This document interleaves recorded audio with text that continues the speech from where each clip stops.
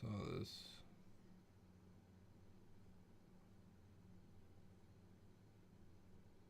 UFC London.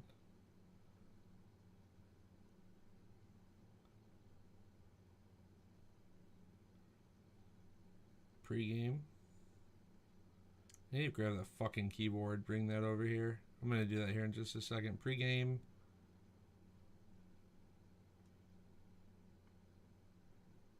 Cooking. Parlays.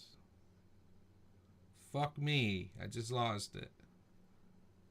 Grab the keyboard. Fuck that shit. Man, mobile devices are they're just so shitty, dude. I'm glad I'm a PC user through and through.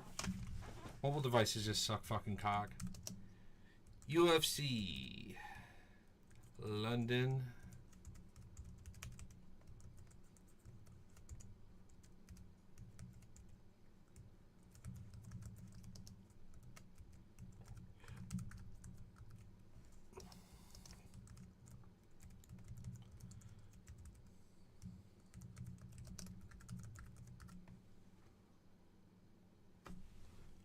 Going live, baby.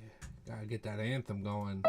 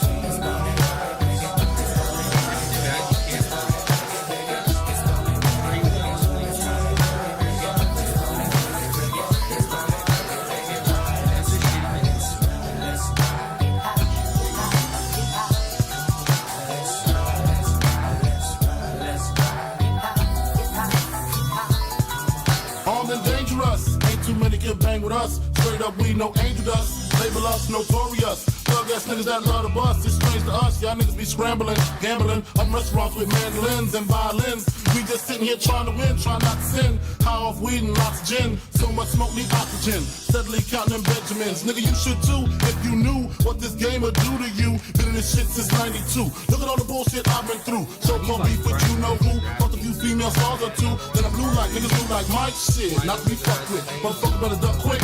Cause me and my dogs love the buck shit. Fuck the luck shit, strictly aim. No aspirations to take the game. Spit your game, talk your shit, grab your gat, call your clip, squeeze your clip, hit the right one. Pass that weed, I got the like one. All them niggas, I got to fight one. All them hoes, I got to like one. Our situation is a tight one. What you gonna do?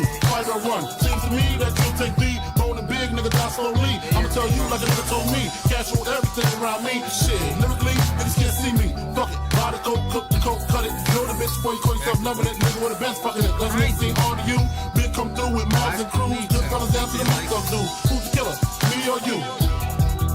You forgive me, for you know not what you do. 7 a.m. woke in the morning with Henny, caffeine, and green, and nicotine. No dose, so pop a couple of dope that I ripped up.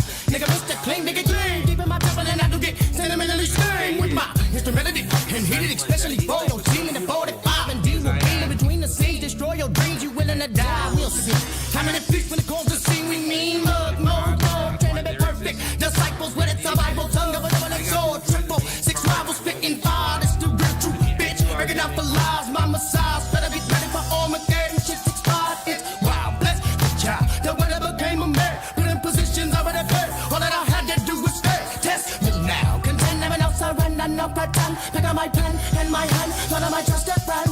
Hey, open the lid, see it for real. We all suited, beg my pardon in the morning. Maybe we ain't marching, we shooting in there. Every court and there's a football. Every day in the ghetto, we start them up there and hit them a bottle and a pen and plant. They hit the devil, kill the devil. I got somebody shirt and burn. Never do better than curve. Me feeling that coach just but I broke his looks and give it that nice burst rub. Up into my pen, cause I gotta get my mask and shells to put in this 12 gauge. So don't get them all off, nigga, y'all lost, nigga, y'all lost.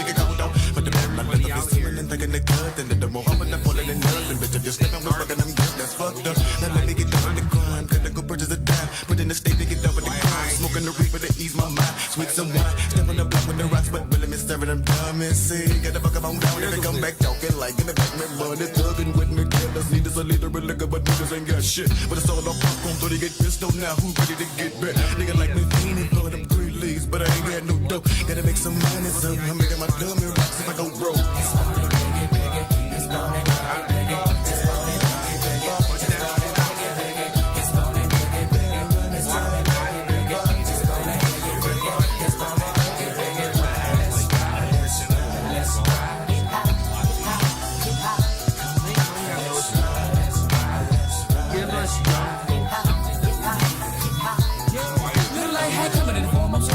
Finna get you and hit you with magic. Dropping down links, but I call it my gadgets. With an automatic status, we straight down the load the glass. But I'm thinking now, it's another E4 telling me to do what I gotta do. So I up my pipe and nigga down tonight. And I'm always running for the boys in blue. Biggie boots on my ass now. Go out the city, that's on the compound. What's happening? Grab artillery, niggas start packing. Cause the motherfucker try to get me in the jacket. And I did him. Hit him right between the eye spots. Wise, wanna test a nigga's size. And it cost them. Nigga fuck around with the wrong shit. Jogging, move murdered all day. We done played away and I'm on the run. I'ma call my boys to bring all the guns. Y'all niggas wanna have a little fun with number one. But it's red, rum, rum, rum, rum, rum, rum. But it's red, rum, rum, rum, rum, rum, rum. But it's red, rum. Now it's just got money one for them. It's a problem.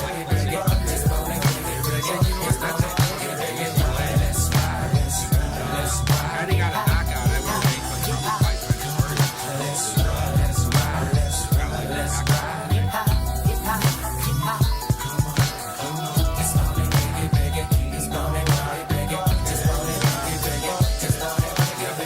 I just, if you go through the comments, some random dude, openly starts going, I told you to pick Farrah last week, and I'm just like, I'm sorry, bro, but number one, you don't even post your fucking picks publicly, my guy. So, like, how are you going to tell other people who put picks publicly whether they're making money or not? My picks are not my bets. And when I'm stuck on a fight or I respect both opponents' ability to get the finish, I'm not picking one way or the other, you know what I mean? I bet distance all the time. I say almost every fucking video I make in these fights. When you got 2 killers in there, bet the distance. And I just feel like that's just some common ass fucking shit that people just really suck at. Like, there's going to be some really good distance fights tomorrow. And surprisingly, I'm going to go off on another fucking rant real quick. Carlos Ulberg came in world destroyer, first rounds. Wow. And he got the sub. Wow, that kind of fucked up some money. But I was like, wow, man, just the guy's going to get subs, knockouts. Dude's a killer. Love it. And then look at that last performance and say, well, maybe he's all right. You know, he's good. He's definitely going to be top of the division, and he'll have his title shots and all that. He's good. But is this aura that I was feeling with Poatan coming in, you know? No, it's not. Minifield charging in like a retarded rhino doesn't count. And then Volkan, I'm sorry, but he was... If that had been a 5-round fight, like a main event fight night, something we would have never predicted, right? Second, third round finish at the latest. It's not like this guy's Tom Aspinall, you know? But here, that fight would have gone into a 4th, 5th round, and I think Volkan would have fucking won the fight. So there's some flaws, right? Like, I think he's one of those fighters that comes in and starts to lose a lot of steam off that shot. If people just aren't welting to that pressure, that damage that he pours, his shot selection isn't clean, he's having to work for these exchanges, you start to see a different Ulberg from that last fight, I think. And yeah, I couldn't go against Jan as a pick, but I'm looking at distance on that fight, and I'm like, you know, Jan's kind of aging where he's losing this legendary Polish power. Ulberg's got it, but Jan's technical and could drain that from him, like I was just saying, over the course of going into that second, third round. Carlos doesn't have that pop on that shot. There's been some grappling here. Arms are heavy. We're going into a decision. I kind of stay away from that one from a distance perspective, but yeah, I would absolutely take a parlay I like and look at the distance over prop and decision prop on either side, sure, but you know, Carl's, just because he fades as the fight progresses doesn't mean he didn't come out and have a 10-8 round, dropping Jan or some fucking wild shit. But yeah, the likeliness of this, like I said, Jan, we don't know what we're about to see. 42 years old, took the time, healed up, had the procedures, healed up, you know. But the last time he was out, he's good. And his losses have aged very well to both Poatan and Ankh.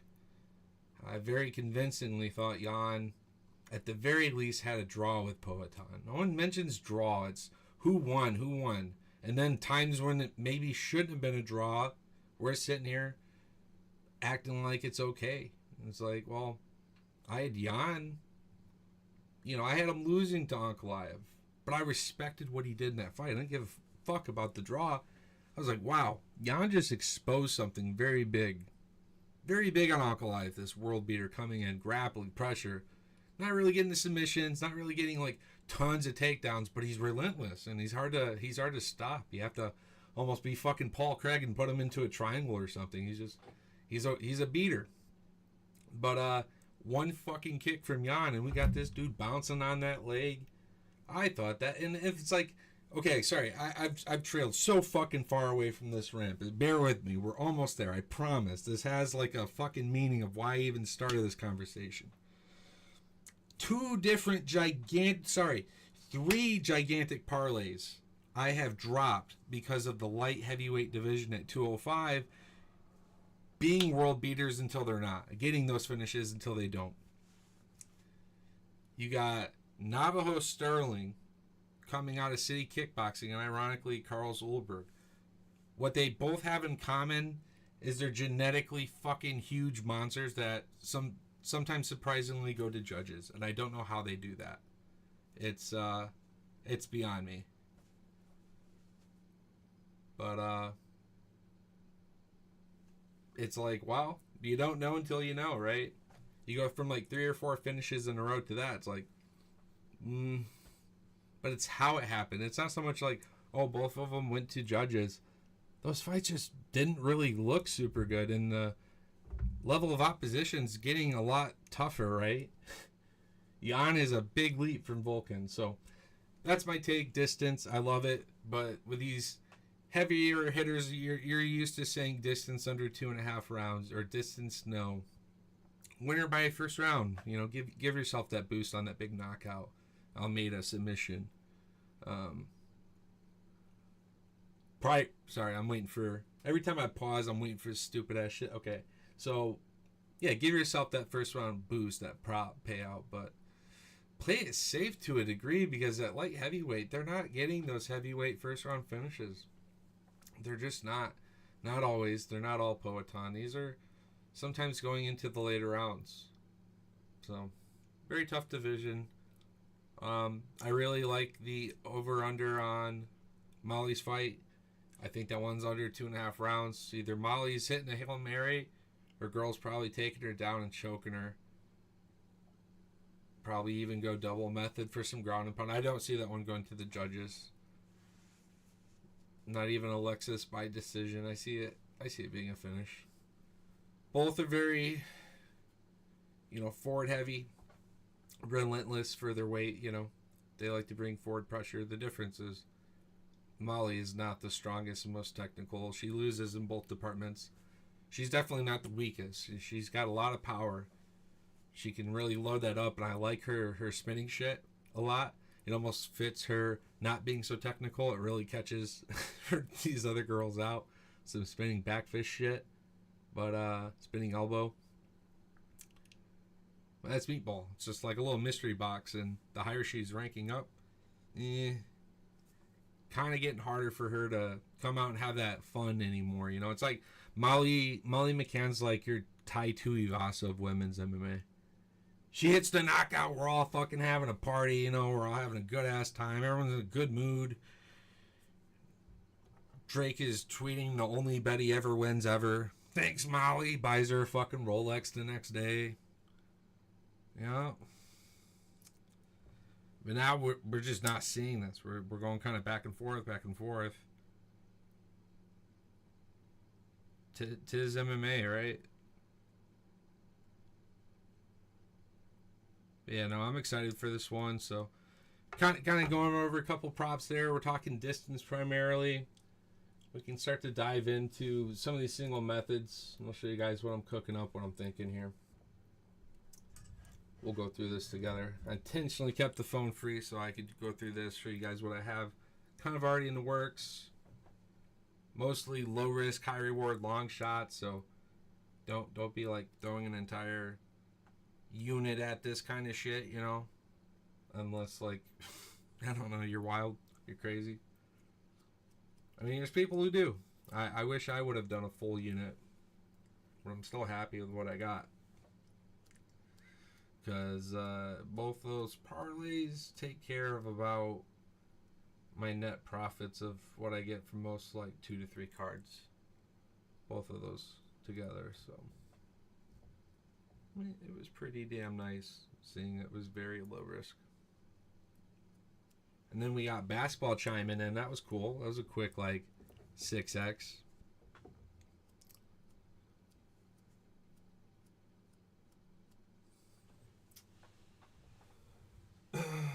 Alright. But yeah, let's dig into single methods. I got methods up. I'm going to jam probably one more song here, and then we'll really get cooking. I have to think about this for a minute here. I'm going to provide a couple different 3 legs, and then some hybrids, method and distance. Kind of want to fuck down with some takedown props on this card, like Sean Brady by 4 takedowns. I like that one. Some of the striking props should look pretty good. And a lot of people are going decision with Loner. I kind of like him by large strikes as well. So that'd be a cool one to hit. Also thinking too many people are going distance on that one. Obviously, you got the trifecta with Matty. He's got that one on decision, but it's almost like... Or no, sorry, he had against Santos. Yeah, no, it is. It is against Santos. So, yeah, he had that one Loner by decision, but kind of want to fit it and go under, because I'm not doubting this guy's capabilities to hit a big shot. Just because Santos hasn't really been dropped and he shows to be very durable doesn't mean that he's persevered against the best of the best of the best. No, he had a good fight against Manel. Some of these guys have leveled up since they fought too, you know. You gotta put that in consideration. But yeah, I say probably three out of 4 times Loner probably goes the distance with his cat, but if the payout is pretty enticing the other way, it's like, yeah, might have to fuck with it some, or at least put it on a long shot parlay, keep it low risk anyways, right? Something I'm thinking about here.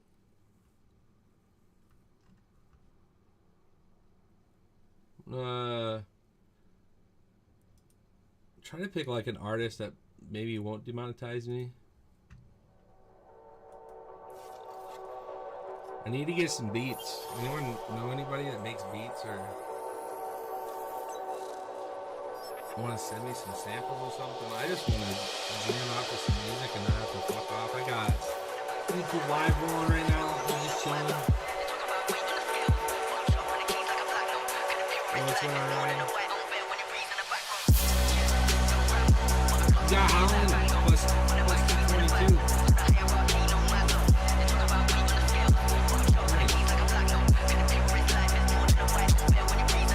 You know, Howland prop on submission is really fucking high for a guy who hits submissions.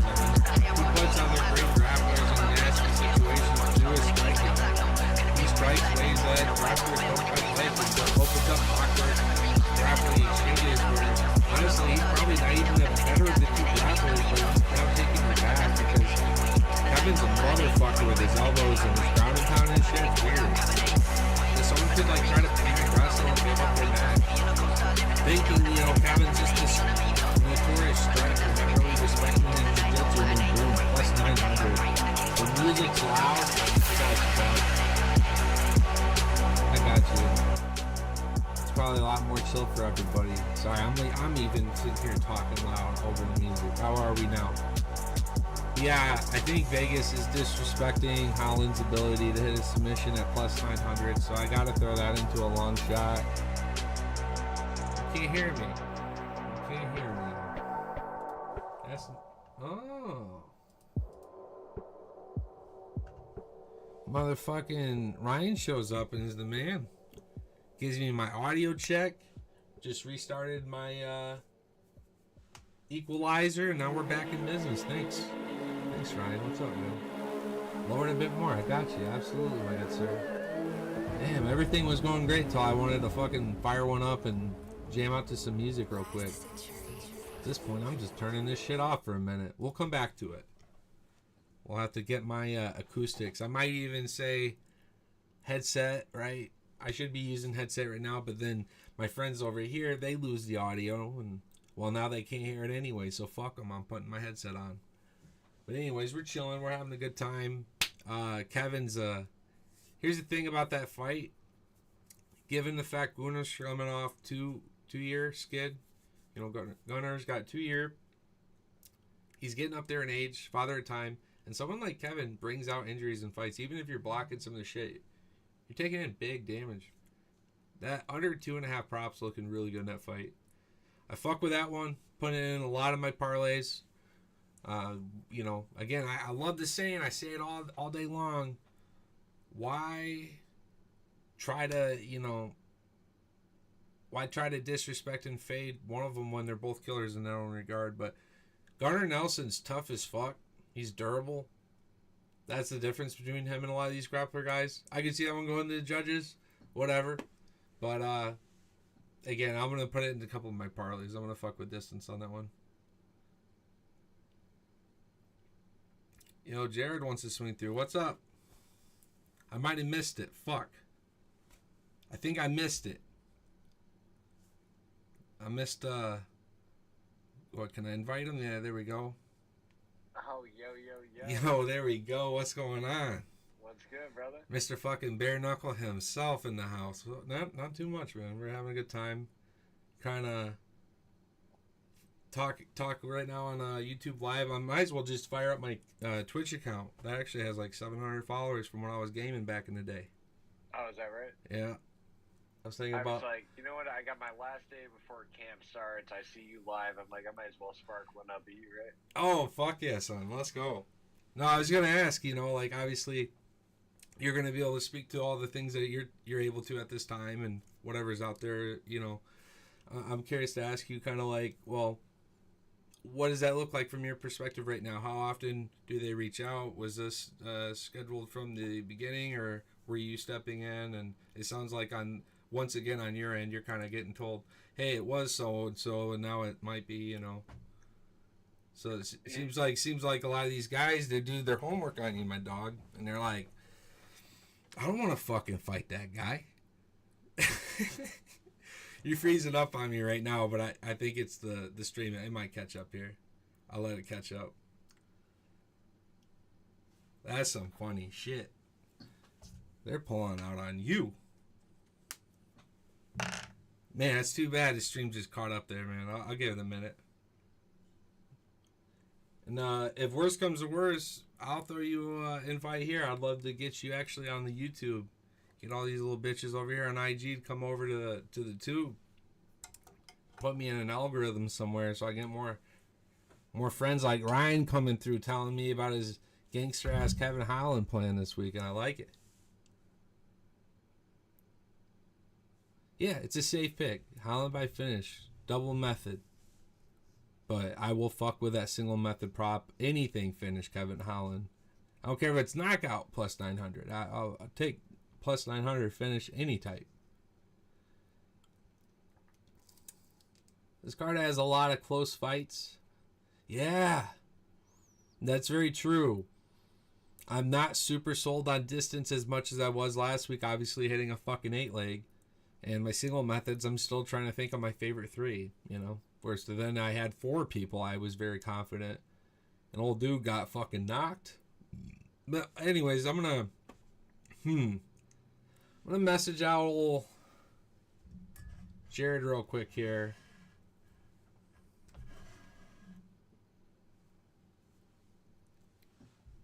Might see if I don't know if I'm even still fucking live anymore, man. Might see if I don't know if I guess I am. Okay, well that's cool. Well, why the fuck am I able to watch this just fine, but I don't see you? I have like a freeze frame on my end. I do not see Jared. I'm going to try inviting you again if I can. There we go. Invite again.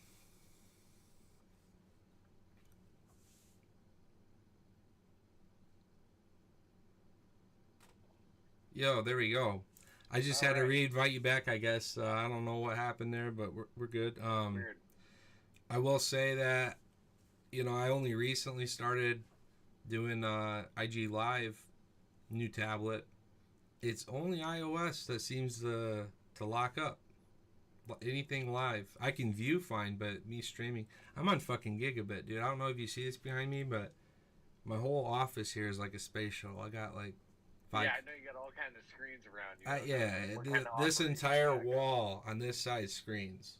And then over there is cards and bullshit. So I live in this thing day rounds where I work and live out of, basically. It's my office. And God damn, do I have no problem with technology for living. This iPad is, I don't think it's the play. And, you know, Intel used to manufacture a lot of these processors, and Apple's like, we're going to do this shit. And it's the way they contested with Microsoft. Well, that played a role in the mobile industry, especially, as we know, but they were also the pioneers, but the quality's really gone down. Steve Jobs died. All, you know, we already know this damn story. Their products have been sucking ass, bro. I was like, yeah, I like the convenience. I like the synergy, the tablet, the phone. Yeah, we'll just go iOS. I cannot wait for 5 months. I guarantee you all my trading card photos, this kind of bullshit, everything we're going to do now, like, huge quality boost the moment I get off this thing. I can't believe I got tricked into coming back. Fuck this shit. Now, are you one of those guys that you believe, like, when they put the new updates out, it, like, purposely fucks things up, so you buy the new thing? It's the same thing. It's the same thing in the software industry. Like, you don't want to be the guinea pig. You know, you want to have something tried and true. Your golden image, we call that. It makes perfect sense. I mean, Yeah. if I ran that kind of company, I'm going to be fucking people over every step of the way. New phone doesn't fit the old charger, motherfuckers. Get the new charger, you know? Yeah, no, it's really bad. Like, you'd be surprised how many people, like, blue screen every day because someone controlled the update and decided to push it through because Microsoft prompted them, letting them know there was an update available, and they didn't do any research on it, right? And then they push that update over, and now you just caused, like, an entire airport to go down for the day. Yeah. Like that, like, you're fucked. You're done. You're cooked. You're never getting a job like this one ever again. So, yeah, it's the risk we take when we support big ass companies like that. When you're the person, right? Yeah, you gotta. Yeah. Anyways, well, I hopped in here with you, and I was like, "Yeah, I'm gonna light one up with you," and then I immediately get fucked out of it. So I put it out. I'm a man of my word. We're ready to fire. Hell yeah, let's go. I'm ready too. Was trying to ask you right before we cut over there. You know, like there's a lot of change ups going on.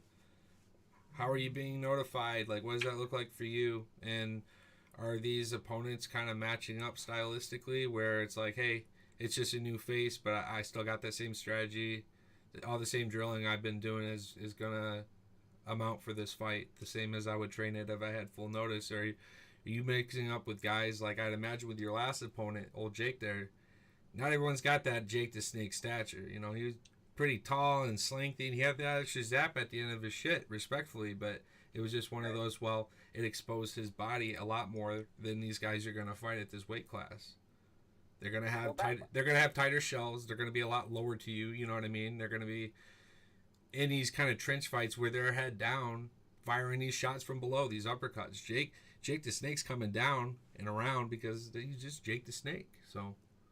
Yeah, I mean, well, the last fight, it was one of those situations where it's like I got one name 3 months out from the fight, and I prepared for that name.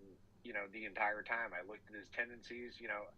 When it comes to watching tape, I'll probably watch him fight once or twice, and then I'll leave the rest of it up to my coaches. Good shit. Because, you know, if you're a real fighter, you should be willing to fight anybody, no matter what. Yeah, I like that. That's good. No, that makes sense. You know, you train the way you train, and then your coaches tell you, hey, these are certain things that you want to look out for. These are certain tendencies that he has, and then you work that out throughout your camp. But the last time around, you know, so I got this name, Dan Pettit. I prepared for this guy for fucking 3 months. And then the fight's on Saturday. We're at Monday. We're finally at fight week. 3 months of preparation for this guy. Monday. Now, I split my time up between Rick Hahn's gym and then a separate boxing gym. And I'm at the boxing gym on Monday, and I get a call from Rick Hahn, and I'm like, when does he ever call me at this time? You know what I mean? I'm like, this can't be good news, right? I answered the phone. He tells me, Pettit's out. They're trying to find somebody else.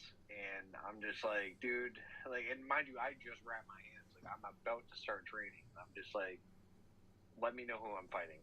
And we get off the phone. The next day, they tell me that I got this other guy coming in. So now, mind you, at the time, I've been preparing for Pettit. His style, this guy is 6'1", right? So I'm preparing for a guy that's 6'1" and has certain tendencies. And he's also a southpaw. So I'm like trying to figure out how I'm going to deal with that, right? Yep.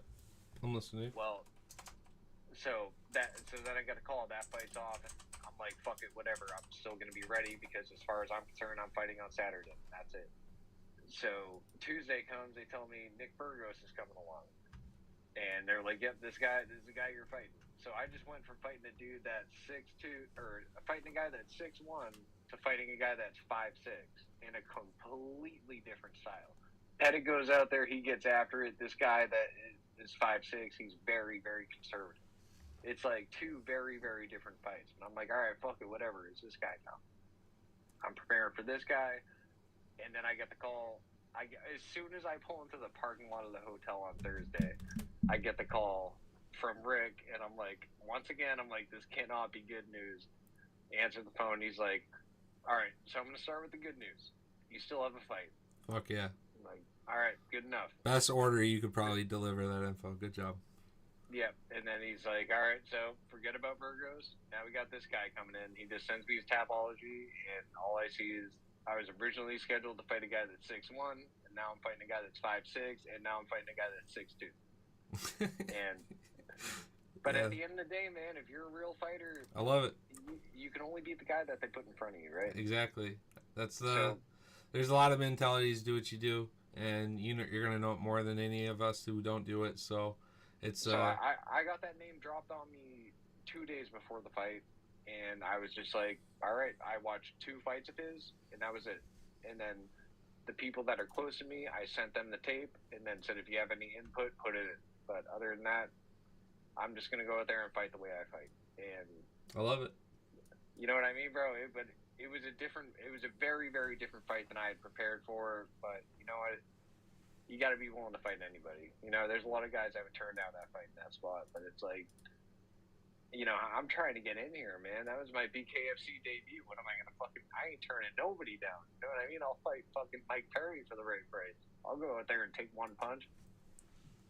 No, 100%. I love it, man. Like, I really appreciated the detail that vlog had as well. It was a really cool perspective of the experience that you got to have coming out. Yeah, no, you could just tell in your movement, man. You were just like eager for the experience, eager for every moment, every shot. Just coming forward, you know, you were the one coming forward, especially, and good for you, right? That was not the game plan, bro. And I talked to you prior to the fight. You know, that was not the game plan. But bro, all them nerves, all them jitters, the fact that BKFC isn't the apex, and you always have a crowd in front of you of people that are actually real fight fans going crazy, fucking in the casino. I mean, it's a good ass time up in there. I've never been to a BKFC event, and I plan to eventually, but like. Yeah, no, it always looked like a good time, but... Well, dude, what I can tell you straight up is, granted, I had never fought on that big of a stage. I knew that going in there that this was the biggest stage I had ever been on to this point. Yeah, for sure. And how couldn't it be, right? You're kind of at the UFC of bare knuckle now. You know what I mean? There won't be a bigger stage for you. Gym, and he asked me what my goals are. I told him I want to fight the BKFC. Yeah. And okay, so we're here, right? So I knew that was going to be the biggest stage I had fought on to this point. But the thing is, you know, before any fight, whether it's amateur boxing, kickboxing, Muay Thai, before any fight, I always tell myself, how many times have you done this? How many times have you stood in front of another man and put your hands up? You've done this thousands of times. Go out there and do what you know how to do. Yep. But that's the thing, right? So I go out there and it's like that. It is a genuine holy shit moment of like there was 7,000 people there in attendance. The most I probably fought in front of prior to that was 1,000, if that. And I walk in there already. There's a shit ton of fans, so it's like it's a little bit of a mind fuck in itself going in there. Mm-hmm. But I kept going back to how many times have you done this? How many times have you stood in front of somebody and put your hands up? You've done this thousands of times, right? Now here's the thing. Before every single fight I have ever been in, we touch gloves. Before every time you spar, you touch gloves. When we got into the squared circle and we get to the center and we touch knuckles, you know what I'm saying? Like, yeah. Every time prior to that, we touch gloves. Me and this kid went in there and we touched knuckles. It's like you have these split-second thoughts that you don't like fully process till afterwards, but we went, instead of touching gloves, we went out there and we touched knuckles. And we touched knuckles, and I looked down at this kid's hands, and I'm just like, oh, motherfucker, I gotta take you out before you take me out. Like, you know what I mean? It's like you're with a sharper object. So for sure. I looked at his hands, and I'm like, yeah, I don't want to get hit with that. I'm gonna hit you with my version of that a lot more times. You know what I'm saying? Yeah, 100%. I have to get it. So as soon as the fight started, dude, I just fucking spazzed. I'm just like trying to take his head off right away. But they say doing what you do will always leave a piece of that you inside of there, and maybe that's that bond, man. It's like through the knuckles, because it doesn't get any more primal than that. Yeah. At all. I mean, if you're talking about like a surge of energy, some dopamine flowing through you, whatever that is, that being in that moment, the knuckle, the knuckle thing's crazy. That's a good point. I've had 16 amateur boxing fights, 3 Muay Thai fights, 1 kickboxing fight, and like I've never felt pressure like that in my life, because it is a different, obviously fighting in itself, it's very primal, but there's just something weird about, like, looking down at somebody's bare knuckles and just like, it's as real as it gets. Like, in that moment, you learn a lot about yourself, where you gotta fucking get after it, Yeah, no, that's crazy, bro. So obviously I went in there, I fucking spazzed. I'm just trying to take this kid's head off. Now I overcommit and I'm off balance. And then I'm like, all right, now I got to recover and fuck this kid up right. But no, it was. I'm glad bro, you said it yourself. You got to go in there and test all the buttons on the controller. Yep. You know what I'm saying? Like, I'm glad I got in there, and I'm glad I got to feel it. And now this time around, I'm fighting in the same venue, and just it's not going to be such a big shock this time. Yeah. You know what I mean?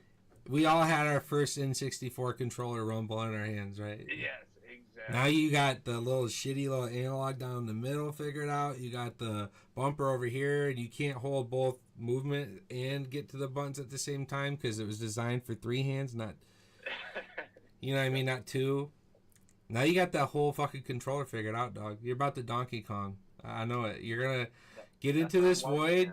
Get into this void and make the magic happen, because this guy, he says it. He says controlled chaos in his little fight interview walkout I saw of his. I saw him, I watched all of his shit. He says he likes this controlled chaos thing, but he gets reckless in there in his shots, He's trying to go out for that finish, and so I love this one for you, because coming off your first as a finish, you guys are naturally 2 finishers going at it here. This would be a good one. Yeah, exactly. I mean, I don't have any doubt somebody's going to get finished, but I mean, I don't know, man.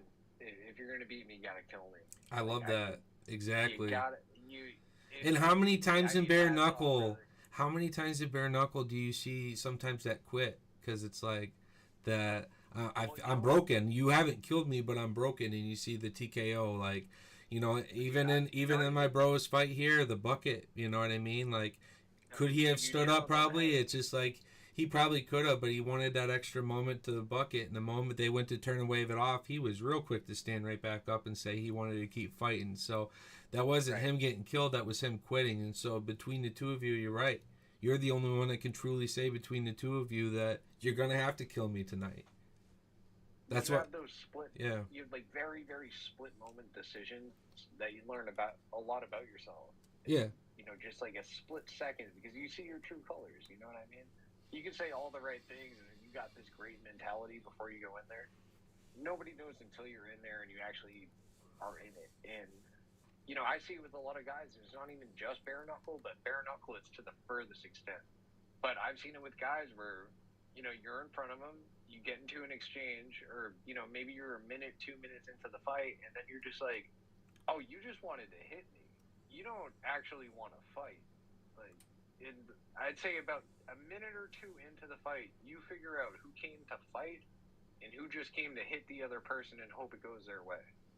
Because you're gonna hit them, you're gonna get hit. That's something you gotta accept. But Yeah. 100%. there's people that go in there with that mentality of like they just, as soon as they land their best punches, if you're still standing up, you know, then they're like, oh fuck, you know, I just wanted to hit you with my best shot, and I thought you'd go down, and now it's you're in a fight. You know. Do you intentionally train up and wait a little bit to prepare for that extra shock that you're gonna feel, even though you're sparring with the gloves?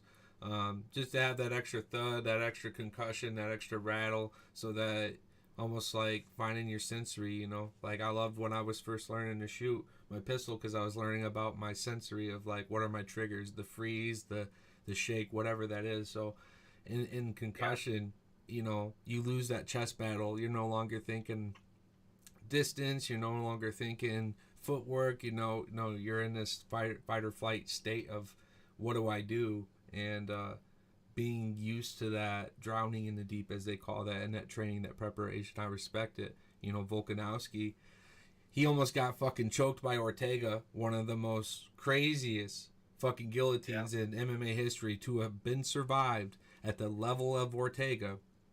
Everyone, he lost faith in his own jiu-jitsu since that loss. He lost faith in who he was up to that point. We haven't seen the same Brian Ortega since he failed that guillotine. And next fucking cutscene going into this fight with Islam, he got Volkanovski swimming with sharks, holding his breath, being under, drowning, being uncomfortable, willing to die. Brings himself to that place of death so that if he's to face it in a fight for his life, he is familiar with it. And I love that. That's a very like storyistic way of explaining it from an MMA world, but I guess for you in bare knuckle, you are getting hit with more explosive, more of these shots that put your body into a state of shock differently than these guys that at least got the little padding they have, minus the kicks, of course. So like, what does that kind of feel like for you in training? Do you play with that, or do you stay safe and don't pull any Dan Hookers in your camp where you're busting your own fucking hands before the fight? You know, you guys playing it safe and respecting that, or what does that look like? Well, the thing is, like, I mean, I don't know if everyone will tell you it, but it is a very, very hard sport to prepare for.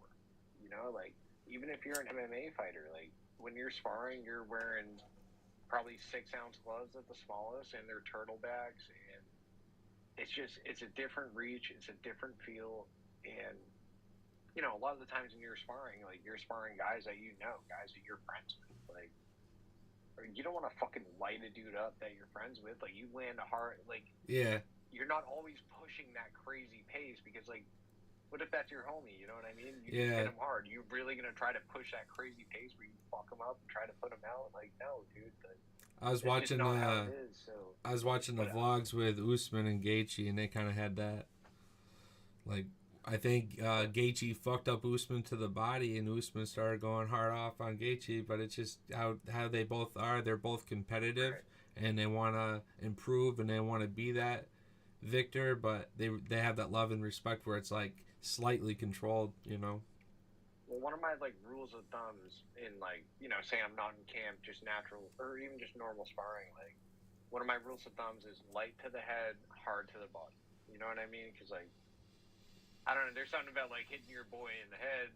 You don't feel as bad if you hit him to the body. You know what I mean? That's fair. So it's like, and it buys him a little more time. Like, you can tell once you land that shot, if it, you know, you're not giving the guy unnecessary fucking brain damage.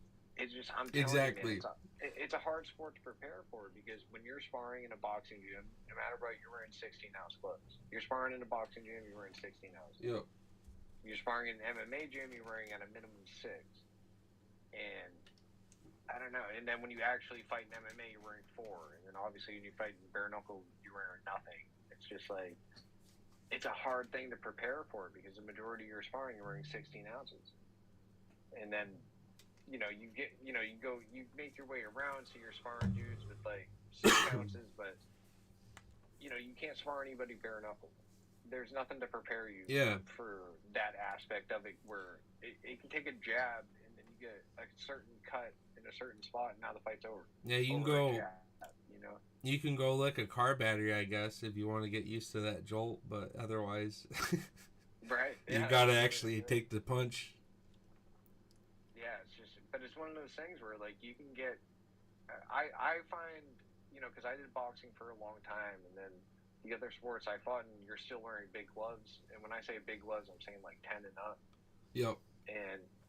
But wearing those gloves, like you form bad habits where you're more willing to duck down and take punches because everything's going off your gloves or it's going off your headgear in the amateurs. You know what I mean? But yeah, you're more willing to take shots. If you do that in bare knuckle, you're gonna get fucking knocked out. Yeah, for sure. You even just absorbing the shots hurt like fuck. You can't just sit there and hold your hands up and hide behind the old fucking peekaboo Mike Tyson. You can't peekaboo and bare knuckle, dog. You're getting fucked. Exactly. But yeah, that's a good call out. I love the perspective. We know these things, but it's nice to just hear and say it and talk about it. For a lot of the MMA community, especially, it's you see these funny transitions where these guys come in, showed hope, showed promise, and then were derailed, and they come into fucking BKFC and they become gods. And it's just. Imagine if we took the best of UFC and brought these fuckers over and did some bare knuckle with them. It's like, could you imagine? You can't take away Poetan's legs. I mean, he's got hands, sure, but there's more technical strikers. Like, who I want to see in bare knuckle? You know who I really want to fucking see in bare knuckle? I want to see Khalil Roundtree in bare knuckle, dog. I think he is a fucker at fucking bare knuckle because you gotta kill him, and he doesn't have to play this takedown game. And yeah, he's got this great Muay Thai, so taking away his legs sucks. But god damn, could Roundtree fuck some people up at bare knuckle? If not he's another guy. Like I feel like any division he wants to make weight, he's gonna be champ. You know what I mean? Yeah, I'm excited for this fight with him and Jamal. I think it'll be a good one. Yeah, it's a good fight. I mean. Like Jamal's at least stock, with the odds and shit. Like he's gonna be at an all-time low. But yeah, after that last fight against Yuri, where everyone thought he was gonna like do his thing against Yuri. See, I think that's the story arc of Jamal Hill, right? He had this. We all got my eye on you because you look very good coming in prospect. Paul Craig fucked that up to. Okay, no, this dude's pretty fucking cool, pretty good. Okay, now we do this whole fake, brotherhood, like respect thing into what it was, and he starts playing the heel. And it's like Jamal's a good heel for the organization, but as someone who was on the other side of this before the whole heel act, I was like, man, Jamal's good with the people, good with this and that. Then all his content became was him fighting with fucking fans. Like, yo, I gave y'all this whole stack right here. Roll up to me. And I'm 40 minutes from Black Lion. And I say, bro, let's do it. Not because, I don't have respect for him or anything. For one, I'd be bringing some cards, shake up with him. Be like, bro, respect where it's due. But it's just let's move your content away from you fighting with fans. Let's go back to Jamal being funny. Jamal having fun, because when he was jamming early on, he was just kind of cool to vibe with. I had the same kind of take with Sugar too. I fuck with pre-champion Sugar, Sean O'Malley a lot more than I did. I'm now the champion. He kind of shifted to that Jake Paul fan base a bit and just kind of killed it for me. But when he was old Snoop Doggy fucking Sugar, man, that was one of the most exciting fighters you would ever look on any pay-per-view. It'd be like, oh man, this is an O'Malley card. He comes out and does his basketball Phoenix Suns fucking fade away. He just had that flow with it, man. It's fun, but it's funny how regardless of how a fighter fights, win or lose, just the shit they do, the game they play, that Colby Covington, I gotta be this persona and in character. It's so funny how that's the thing that just fucks the stock. Like, we don't even care that you're this good of a fighter anymore. Man, you know. It's just so funny. And now UFC's become at an all-time high with it. But here we are partnering with TKO. Like, does Colby Covington have a fucking dodgeball? Been, you know, the dude, the Cobra's coach dude, whatever that dude's name is, like the heel fucking coach. I'm trying to think of whatever his name is, but it's like, does Colby have a fucking personnel coach that tries to give him the 7th layer of hairs, like little? Because he's not even going off his own fucking words. He's like misreading something when he fucks up. It's like 7 layers of hairs. It's like he's rehearsed all this shit. It's so tail sunning in his ear. Yeah, dude, exactly. But it's so funny when you take all that dumb shit away and you go back and we're watching the fights before this whole character bullshit. You're like, dude, I like the old fighter better. I wish more fighters knew that. It's the story arc of these guys coming in before the fame, before the money. Whatever changed them from who they were. It's just like, I don't know, the spotlight's crazy, I'm sure. But anyways, I'm just kind of coping, ranting a little bit about fighters I used to really fuck with and how like crazy in the last 2 or 3 years there's just been a lot of shifting. Wait until the senior class in lightweight retires, bro. Wait until it's gonna be a weird time. Charles, that weird time where there's like passings of torches, like certain fights, but this ain't dropping a torch. This is dropping a fucking volcano of lava. This is all of the lightweight top 10, the GOATs. Practically are just all gonna sail off practically together, just about. Again, you got Hooker, you got Gaethje, you got Dustin, you got Holloway, you got DuBronx, you got Islam, got Bobby Green, got Turner just now. I mean, he went way too young, but okay, add that to the list. It's like, god damn, lightweight has so many killers and they're all just graduating. And you got guys like Patty, you do got your guys. Like, what do you think about Patty versus Chandler? Dude, I got Patty finishing Chandler in that fight. As fucking crazy as it is, I think Chandler's gonna. I think Chandler actually would IQ lose to Patty and like put himself in a weird position where Patty has his back, and the difference between Patty and DuBronx is. Yeah, the only difference with Patty than DuBronx is I would say Charles is obviously a lot better in his striking than Patty. But Patty, I would argue his jiu-jitsu is very next level. And Patty's also got quite a different frame than Charles, too. And so that might be that good test for Chandler. Despite his good grappling, who cares if you can stand up? That doesn't get you out of the position. And knowing Patty, he knows these little tricks to make his submissions even tighter. No one's surviving with Patty when he's on the ground with him. Get through some shots to get to those positions. Yeah. I genuinely believe Chandler smokes him. Well, that's just the thing too. It's because I'm slamming distance from a betting perspective under 2.5 rounds, right? So I'm absolutely like, this is going to go one of two ways. Because, yeah, it's either Chandler smokes Patty or, again, he fucking, like, almost like cartoon character, fucking overswings, spins around, slips on a banana peel, and now Patty has his fucking backpack in, and maybe he just slips that fucking choke or something. No, I am not also doubting a triangle where Chandler's doing his wrestler pod. He's posting up on Patty, trying to rain body shots. His head's down. Why are you doing this with Patty? If I was Chandler, nope, stand up because you're right. It's just like Chandler needs to swallow his pride in this fight and not just be, I'm going to put my head down and wrestle and swing crazy on you. He needs to go back and just say, yup, I'm going to respect that. I do on the feet better, and I got the one-hit killer shot in this fight. If Chandler's smart, I'm with you.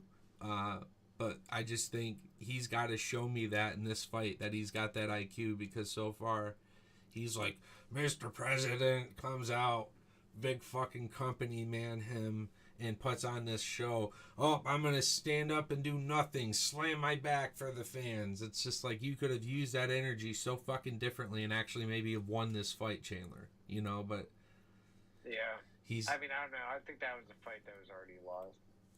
Yeah, I just. I love Chandler, and I've taken him a lot of these fights where he's coming up just short, you know, but he's always having big moments in all these fights. He's knocking people on their asses. He's just a son of a bitch. But then you look at the cheating part of it too, right? Like all the mouth shit and the whole fight with him and Dustin was crazy, but it went both ways a bit in that one. Whatever his UFC record is, that's my betting record on him. I fucking... And I know it's not a good one. I know I've won once and lost quite a few times. Yep. I'm like, this is a spot. I looked at the odds against Patty. He's like plus 110. I'm like, if I'm gonna get burned up again, fuck it. I'm gonna take the guy. I believe in him. He's a fucking. He just gets after it. You know what I mean? Yeah. No, 100%. He. I had him taking Dustin, and I was watching this one at this.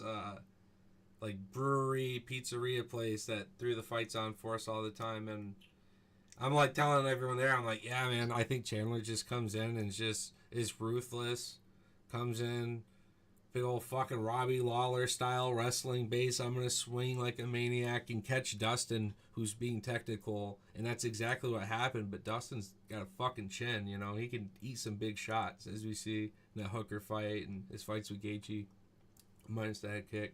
It was just like, yeah, Chandler's that guy. Look at him. He's a little fucking meatball.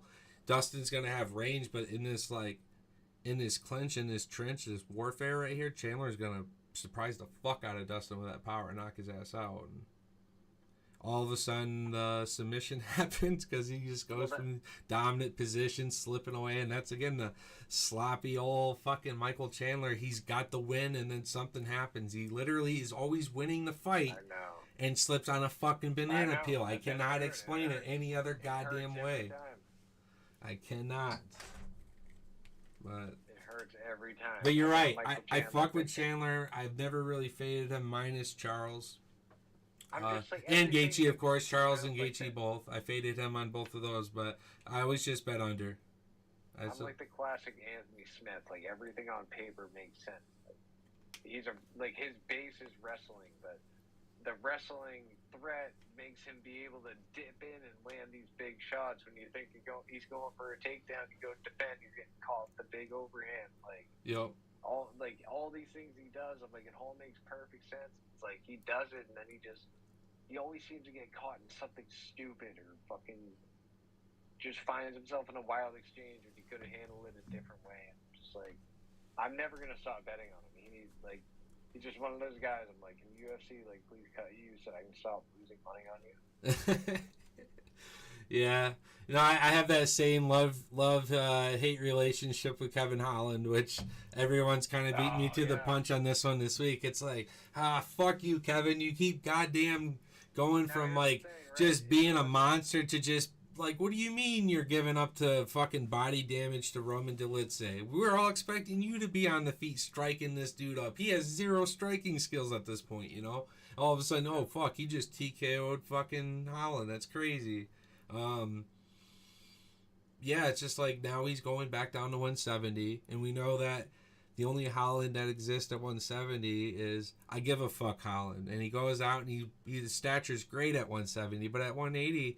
he's very skinny and just, like Hamzat, Drakus, that extra 15 pounds builds out guys that will just hold Holland on the ground and actually just sub or knock him the fuck out. Like, he's not, you know what I mean? But at 170, that strike just seems to just be perfect. Also, the level of competition who like to be on the feet striking as much as they do at 170 as well. So,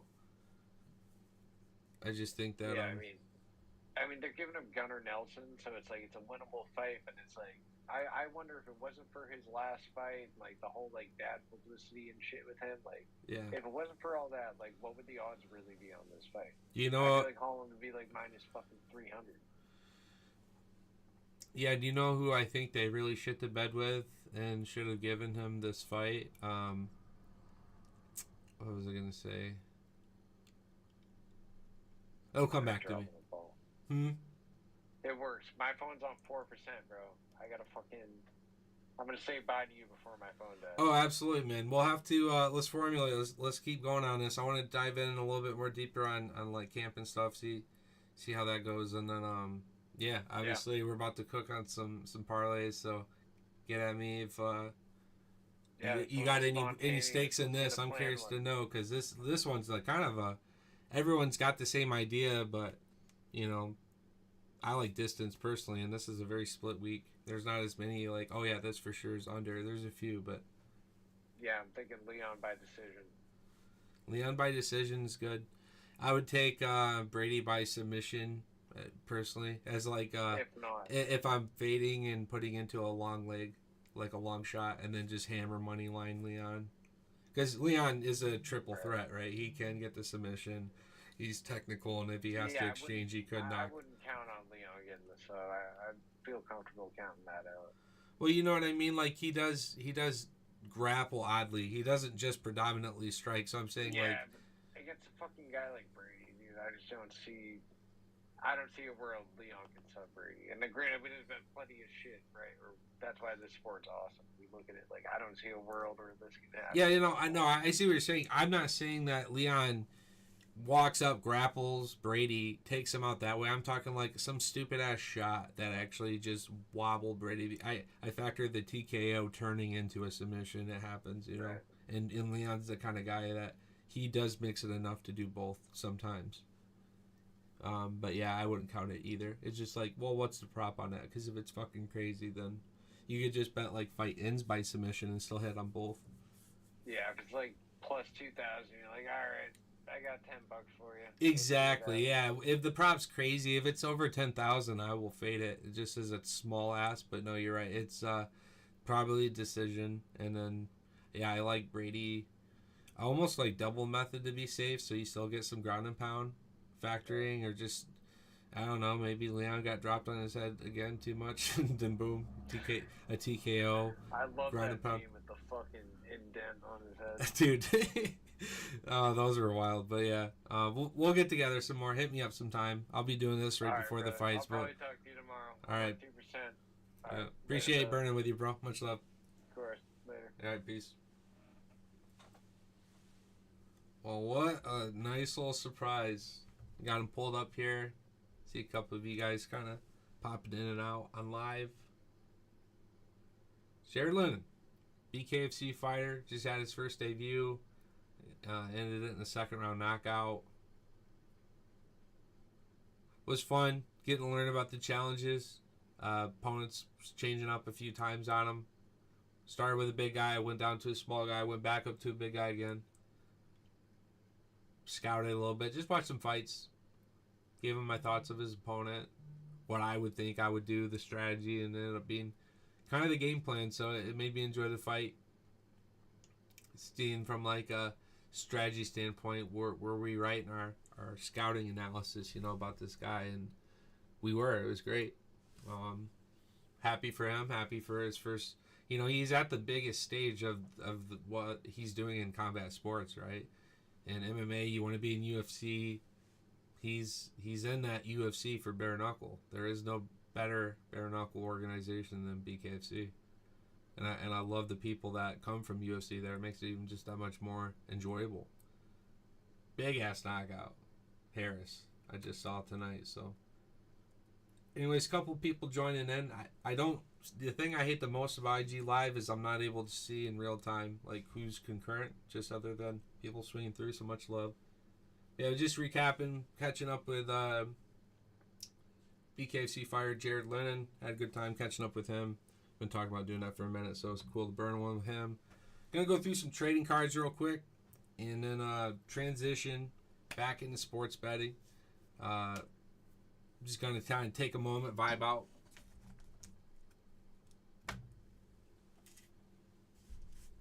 Been wanting to go through these anyways.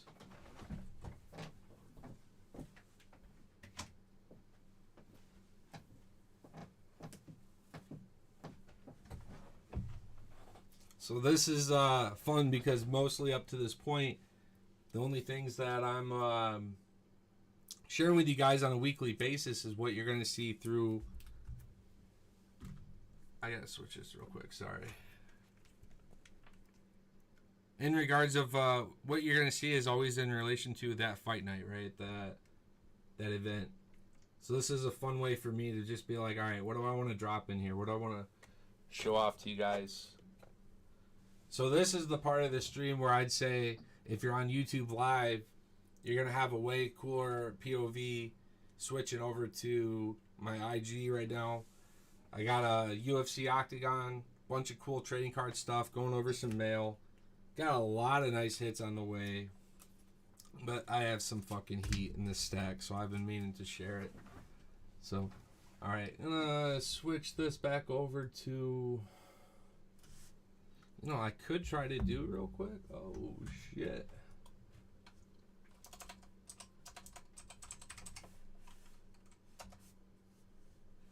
I think I could do this. I have some fucking heat in this stack, so I've been meaning to share it. So alright. I'm gonna switch this back over to... No, I could try to do real quick. Oh, there we go. Shit. I can't believe I didn't think of doing this earlier, guys. So now everyone actually can see and do as I could do this. And it's actually even cooler as I think I'd be able to fucking heat in this stack, so I've been meaning to share it. See who's in the chat here too. So I turn off my speakers here. Check. Alright, so here we are. I turn off my desktop audio. There we go. Let's go through it. I can't believe I didn't think of doing this earlier, guys. So now everyone actually can see and do as I. Nice case hit. And it's actually even cooler as I think I'd be able to see who's in the chat here too. Alright, so here we are. Pretty cool seeing that's his rookie, right? Another one. Let's go through it. Kicking things big off. There, the rise with Centurions, Khabib, and nice case hit from retiring on a card. Finest. Stack them. 2024. Last UFC Cameron Simon. Still one of my favorite parts of last year.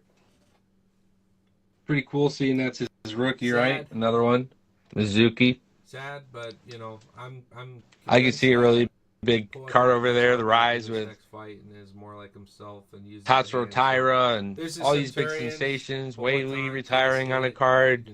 Stack them. To the left up there. Ain't got enough. That last UFC China was still one of my favorite parts of last year. It was for me one of the biggest purchases I had ever made on just a single card at the time. Sad, but you know, so, I'm convinced that Poatan does come back in this next fight and is more like himself and uses the hands. So there's the Centurions, Poatan, case hit. You can see the rated rookie to the left up there. Ain't got enough room for everything. That's still one of my favorite cards. It's not even numbered. It was for me one of the biggest purchases I had ever made on just a single card at the time, and I had sniped it. So was kind of doing breaks, trying to get lucky, winning some Poatan cases, but not really getting much with the spot. Little luckier with Diego there. Still missing that like mega numbering with Diego, but out of 50 is pretty damn good. I like the colorization with this one with that gold fade, that orange. So fuck with it. GSP. Volkanovski is a weird one. I got a lot of cards I love of him, but some of my favorite cards of his aren't even autos. They're like case hits and shit. Keep the ball rolling though, just showing off some of these. I'm trying to collect them all. Not too bad. This is just from what I got in mail over like the last month and a half or so. If you're at a shadow box, Centurions, GSP.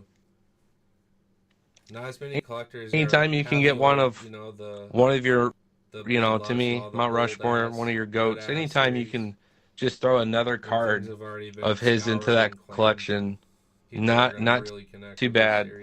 But being able to do it with a case hit's beautiful. Obviously, you want the old stuff, but if you're at a shadow box, it's also nice to have the new stuff in there too.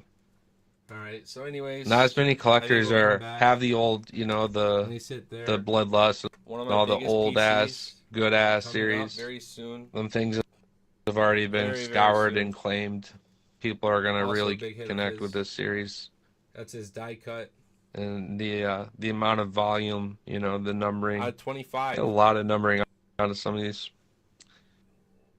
All right, so He's anyways, literally fucking MMA I think we'll Toad come Croak. back. Talking I about one of my sit there. One of my biggest PCs. PCs coming Very up very excited for his soon. return. Very, And, very I soon. really hope him Also, success if he so a can big not hit of only his. become the first That's his die quadrilogy cut. champion. It would also be beautiful to see Out of him 25. also get the belt back and easily one of the most, That's literally toughest fucking divisions, MMA Toad croaked. most dominant. Talking about one of my next to Islam, right? biggest PCs. Very excited for his return. And Pantoja is a beast. I really hope him success if But he there's hope. can not only become the first Pantoja quadrilogy is not young anymore. champion, He's very it would also veteran. be He's beautiful to absorbed see a lot of damage. What does the him also face, get the belt back. flyweight future Easily one of the I most, think you know, I'm toughest looking at one of the parts divisions, in that space. most I think dominant Manel champions next to Kape Islam, plays a part right? in it as well. But yeah, I like, your Joshua Vans. Pantoja is a beast. Your But there's Tacho hope. Tyrus. These guys are going to be great. Pantoja They've got so much gas in the tank. is not young anymore. know He's the very flyweights veteran. are He's very absorbed a fast-paced lot of division, damage. so. What does the face Invest of now, the grab an flyweight auto, future grab hold? something numbered, I nice think rookie to collect. I'm looking at one of the parts in that Absolute space. I think Manel monster. Cap plays a Right part in here. it as well. But yeah, I like, your Joshua Vans, your Tacho Tyrus. These guys I are going like to be the gold great, label. and they've got so much gas in Think the they have a tank. pretty good product. And we know the flyweight's a very fast-paced division. So invest We are now, just having too grab much an fun auto, with the top grab clients something right now, numbered. guys. Nice rookie to collect. Absolute monster right here.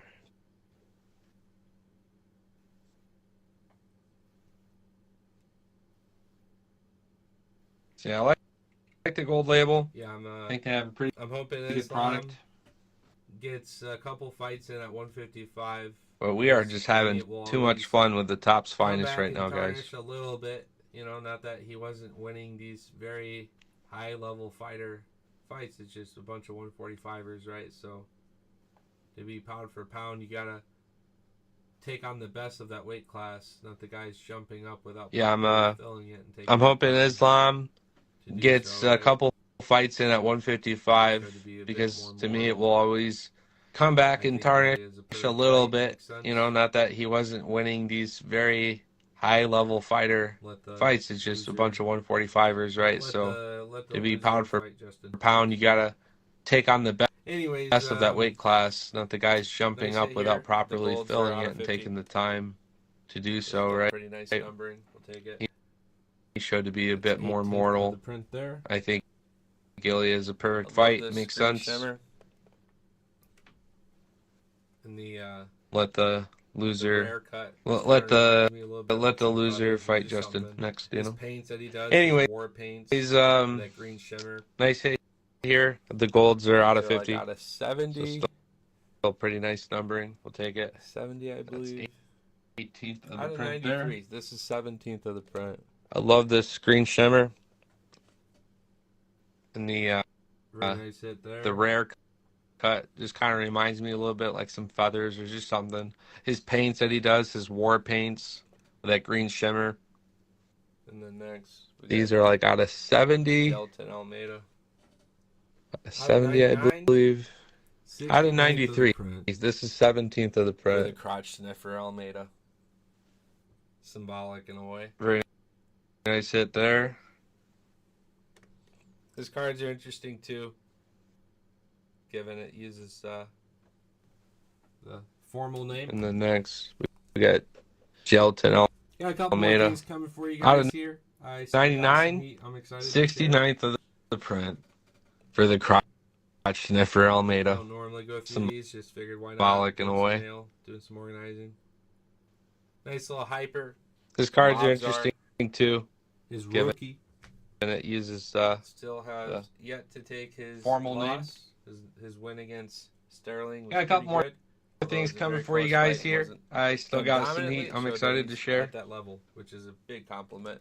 Even though Sterling's up in weight. I don't normally go through these, just figured why not. Been Doing trying some to mail, shoot doing my some shot organizing. with my Moreno. Nice little One of my biggest hyper PCs. for Mobzar.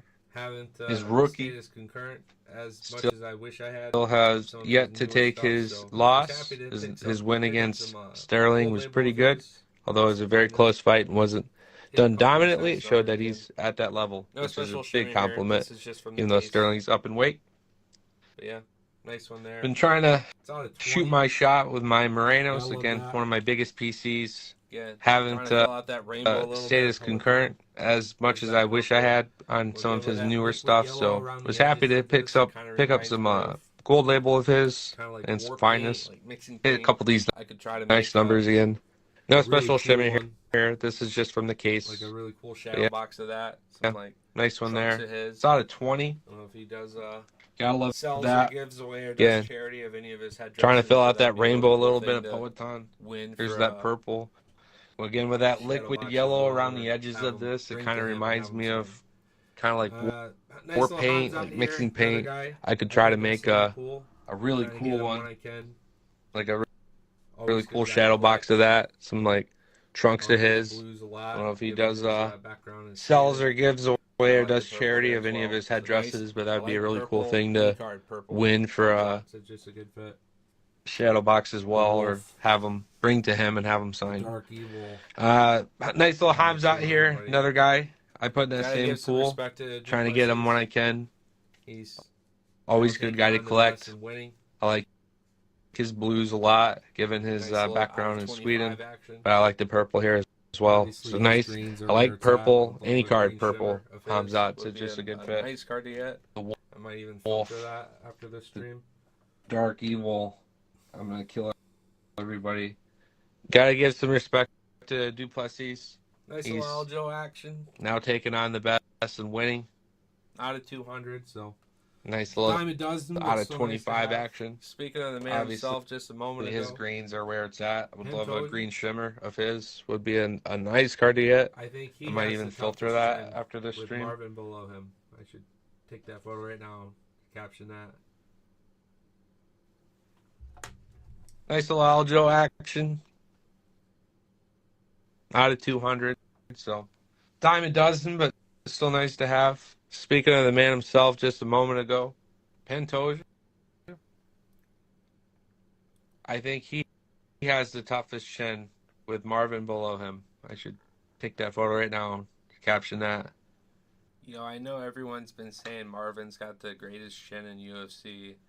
And yeah, respect, because it's at a higher weight class and those guys hit a little harder. But in all due respect, I'm going to give that to Pantoja.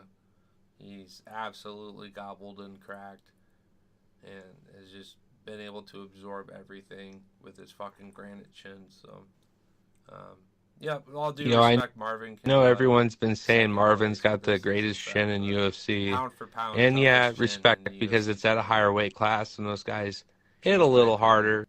But in all due respect, I'm going to give that to Pantoja.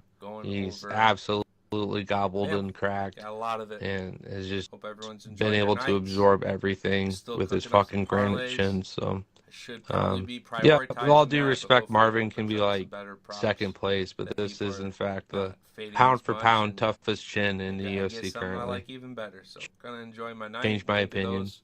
Having Wanna fun come through, doing we are some card breakdown live stuff, going on over YouTube, mail. hanging out on IG as Got well. a lot Had of some it. Cool Hope everyone's collaboration enjoying earlier. their nights.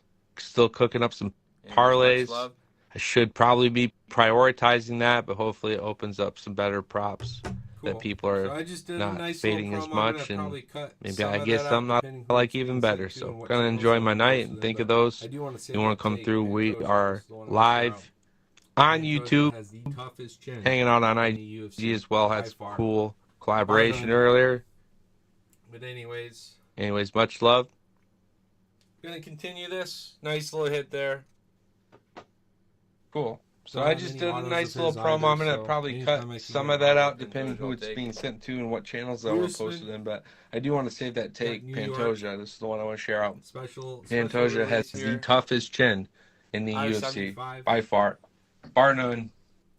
But anyways, Still, although not the GOAT, he's still one gonna of the continue GOATs this. of welterweight. Nice little hit there. And here's one of the former GOATs of Don't have featherweight many as well, autos of Jose his Aldo. either, so anytime I can Not get an an auto of absolute Pantoja, fucking I'll killer take it. until he wasn't, you know what I mean? Usman. Man.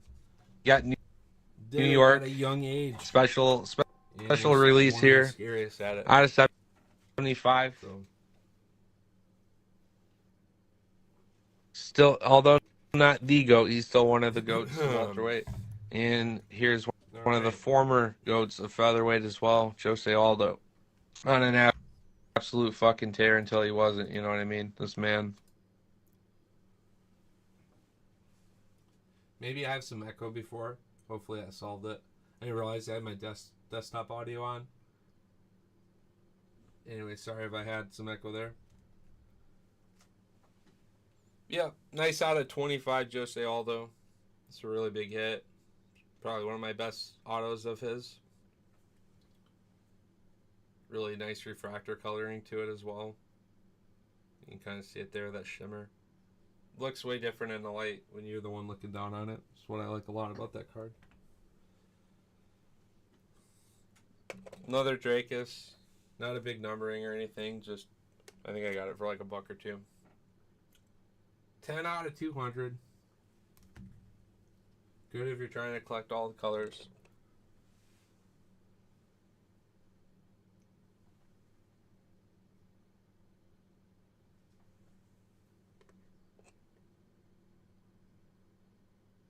Kareem Silva. Trying to see that numbering. At 99. I like that nationality coloring match with the green and the yellow though. Can't sleep on that. Even if it was like numbered out of 500, this is still the color you'd hunt for. So love the nationality matches. Shout out to Goebbels. Probably one of the most sincerest Silva fans out there. Again, not trying to sleep on my Pantoja collection. We're like a fight or two away from having that conversation as the greatest flyweight for sure. Because, you know, there's that argument with Figgy when he was on his reign. Now I think Pantoja surpasses all them. But my biggest collection is in Moreno. Notice the die cut too. How it's cut in ways. Makes the numbering there a little better. This is out of 75.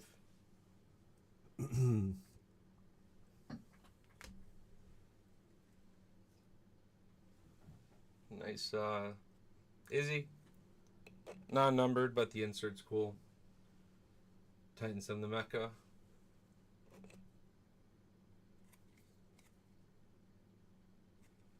UFC 230 there.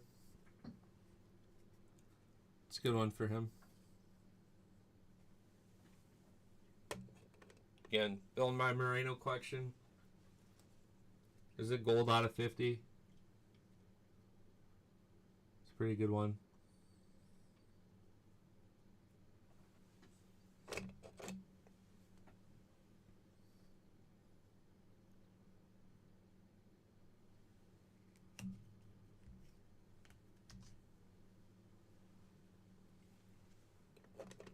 Another Pantoja. It's that blue checkered.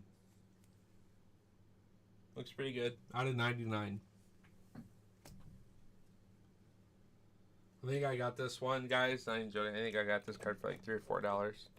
It's out of 20 Henry Cejudo rare. Like $3. His stock is so fucking shit. There you know.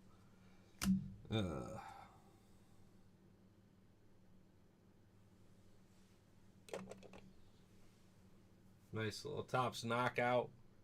I like the knockouts on guys who actually are going out there fucking finishing guys or getting knocked the fuck out themselves. So I like the Incrum there, the bronze. Also, this card like $2 or $3 there. Pretty cheap. So, anyways, that concludes mail. Glad that we discovered after doing this like 2 or 3 times the best way of doing it in the future. Sometimes I want to play music. Well, if I have the music on, then it gets demonetized through the stream. But then anyone on IG Live can listen to it, right? Because I just plan to ungrid the stream after anyways. This is just like bonus. Me chilling, me jamming. But yeah, nice to catch up on the card collection. Gonna zero back into the bets. Gonna zero back into the parlays. Cooking that up real quick. Think I hold my phone up when I like something. I can take a screenshot and we talk about it. Let's see.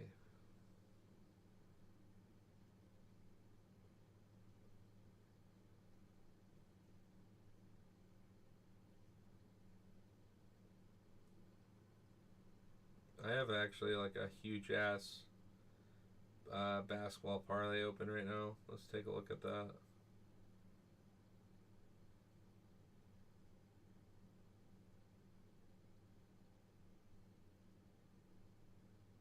It's funny, I could cash out and still make like guaranteed money. It looks pretty good. Here's one for $10. I can cash right out at 20 right now, but fuck that. I'd be fading 130. And I'm already, yeah, still pretty good. See one of my next games. I need Purdue. I got St. John's. I got Texas Tech. I got Auburn. Should have fucking bet the house on Auburn, honestly. Time to do it. Houston. Got Tennessee. Nice little 8-legger there. Illinois and Oregon just hit.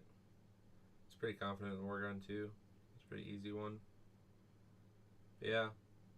Looking through the rest of these. Let's see.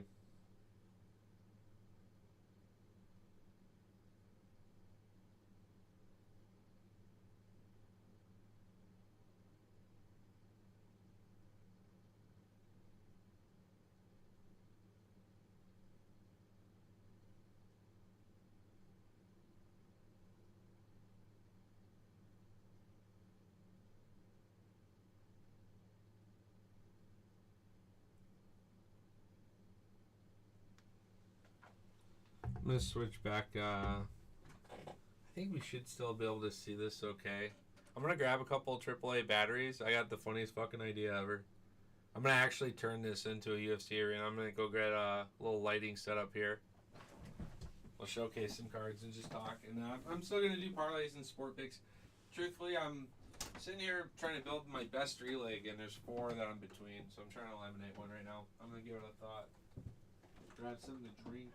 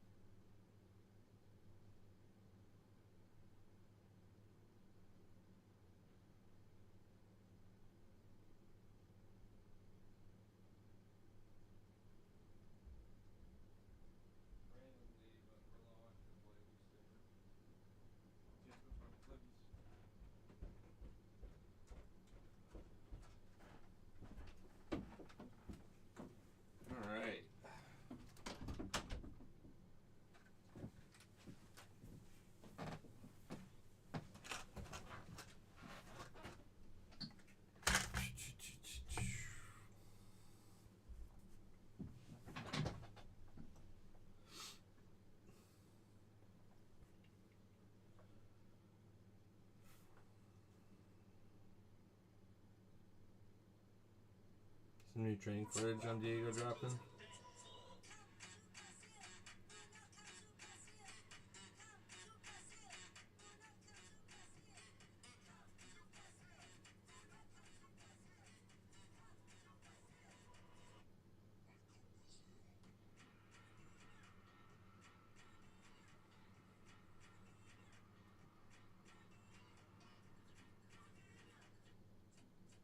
Dude, I think he beats Volk. That's it, but I think he does it.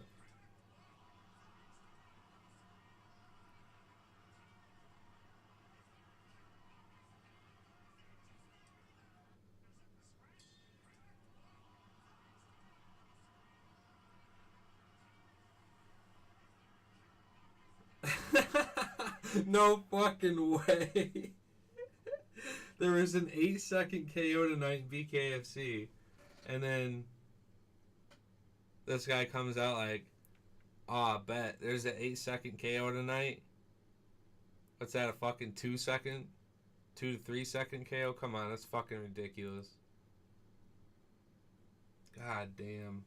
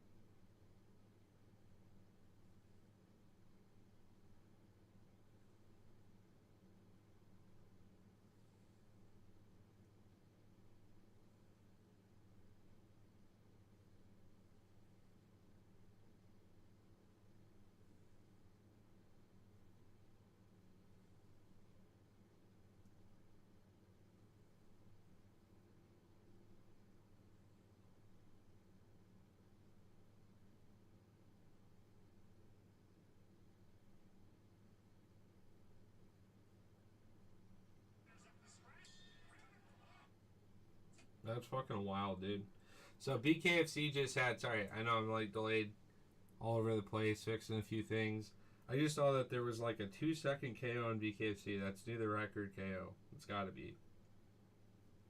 It's fucking absolutely wild.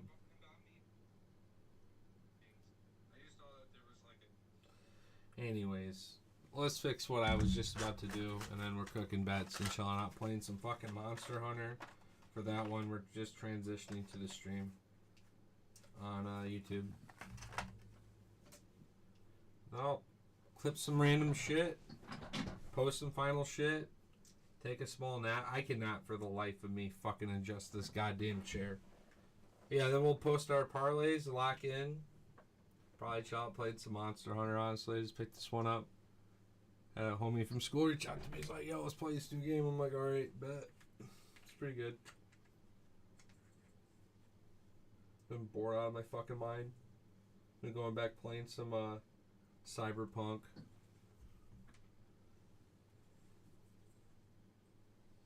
Dude, I would fucking die to watch MMA Guru do a Cyberpunk playthrough on stream. I think he'd quite possibly blow up to be one of the biggest streamers in the world doing it. Be funny as fuck. Like in the gaming world, it would get him up there. His viewership would like quadruple. He'd get his gold. He'd get his or platinum, whatever. He'd get the million subscriber mark. No doubts. I mean, he just is funnier than fuck. And the way that the UFC's been playing out, it's just been feeding his content, you know. He's got so much shit to just talk about. What's going on, Average? You hoop? You getting some more hooping in, man. That's fucking awesome, man. I'll definitely link you what I'm thinking here as like my final picks.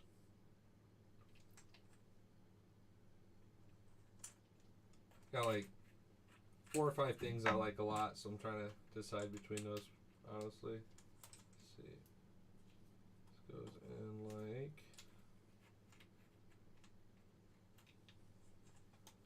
I had this the wrong way. There we go. I've had this flashlight for a year and not had to change batteries. I left this fucking thing on though. Oh yeah, this thing's sweet. So watch this. You guys don't even fucking know what's about to happen right here. I'm about to hit you guys with some fucking shit.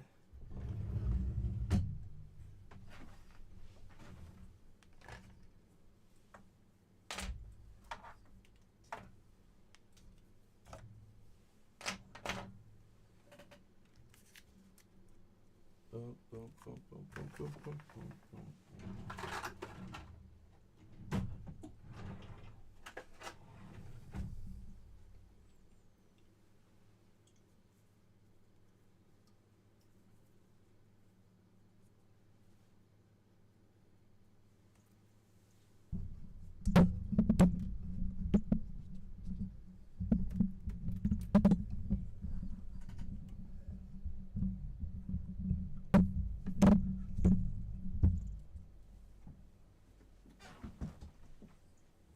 I gotta do this the way we once had it to ensure that it doesn't fall off and break shit. So there we go.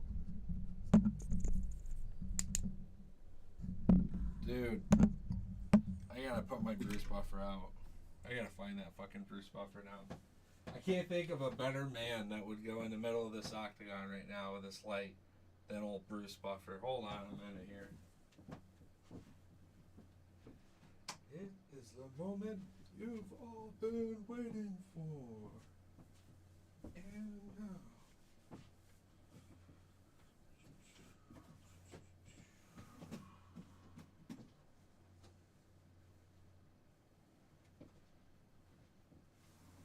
It's not in this case.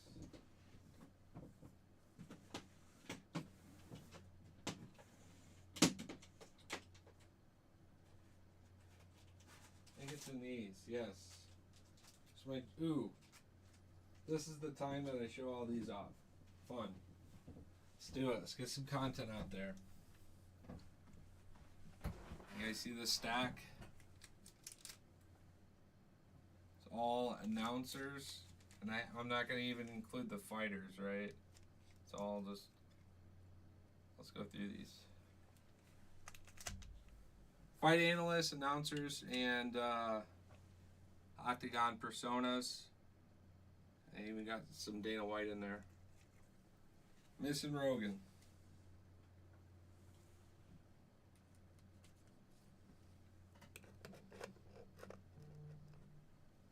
I even like the fact it's prismed. It's silver. Looks even better with buffer.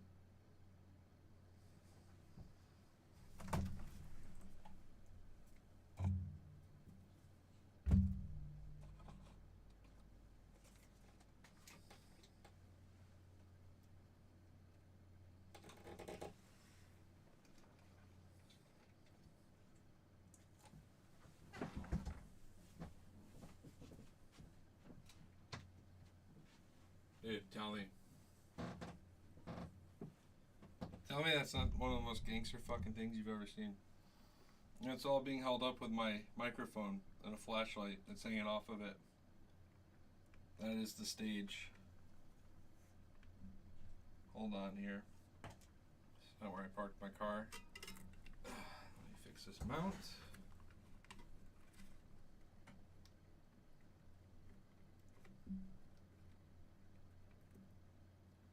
A little something like that.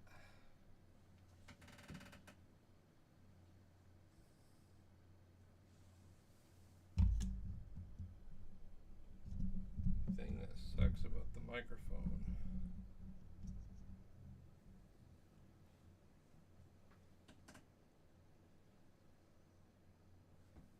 Dude, Just get some music going and wobble it like that. I got you guys here.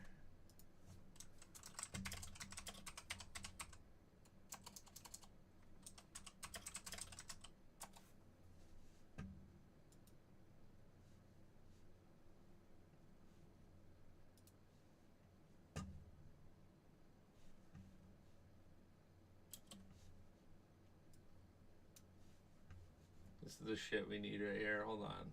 Got you guys. Get my speaker system back online here. Alright, here we go.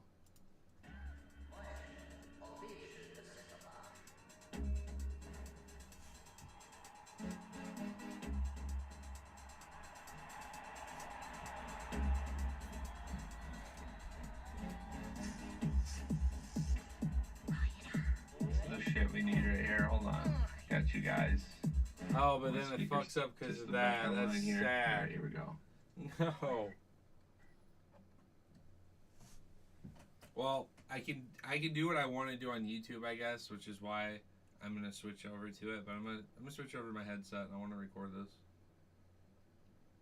Go through my announcers. Just have the music going.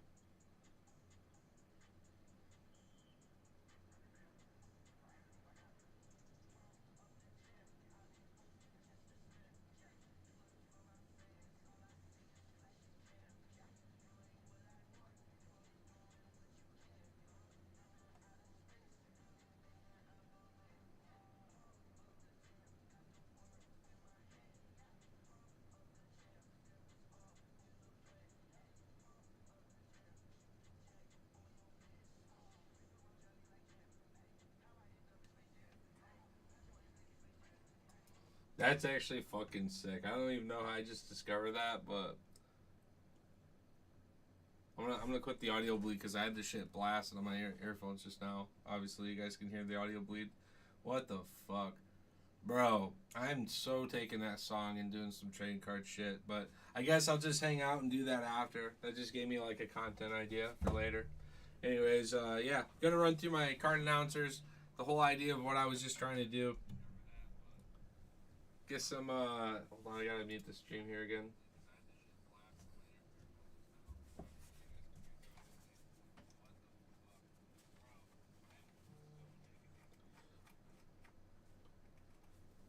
Sorry to turn off my headset there. I got a stack of other announcer cards I want to go through. Just to show you real quick. What's going on, MVP? So I got into a bunch of breaks with Bruce. I was just struggling to get anything. I got a couple like silvers along the way. And then finally hit some color, and I love the red there with him. The octagon. Really want to like collect the blue, right? So this is out of it's out of a bunch. Obviously you want the smaller numbering. So this is out of 199, but I love just again the coloring of that. Voices of the octagon. Old timey white and red. Just looks cool.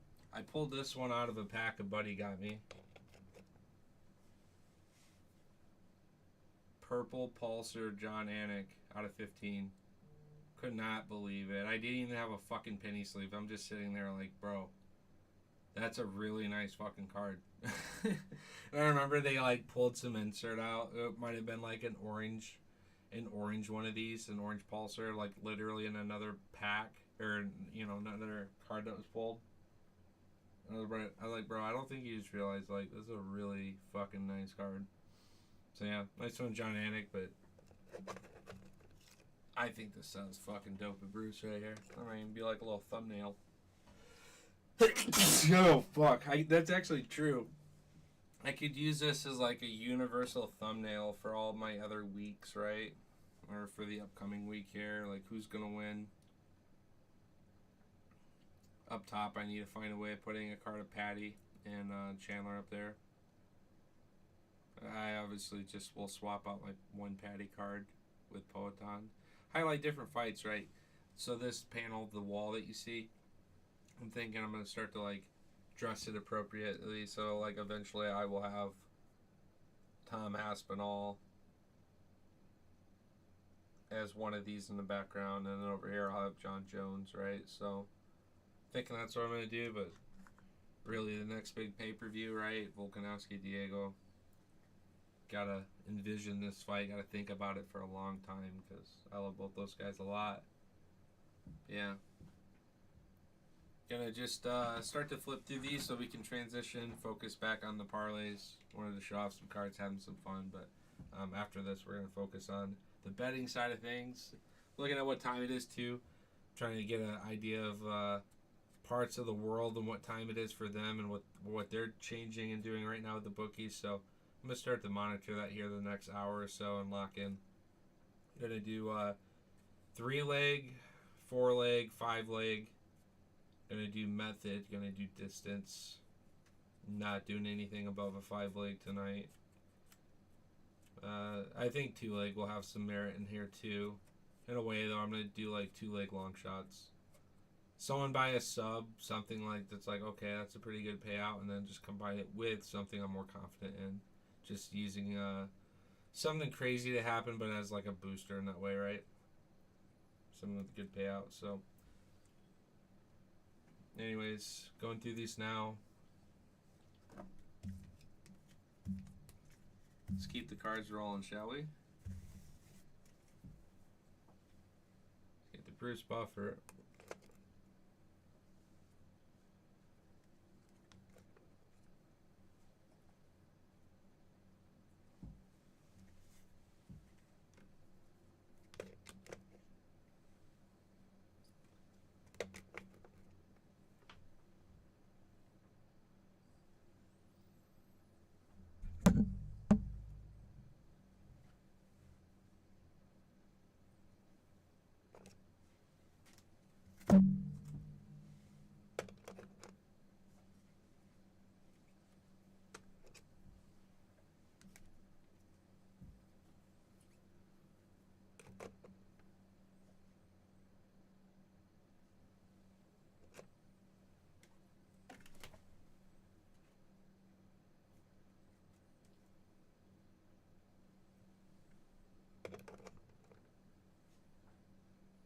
It's just such a nice looking card.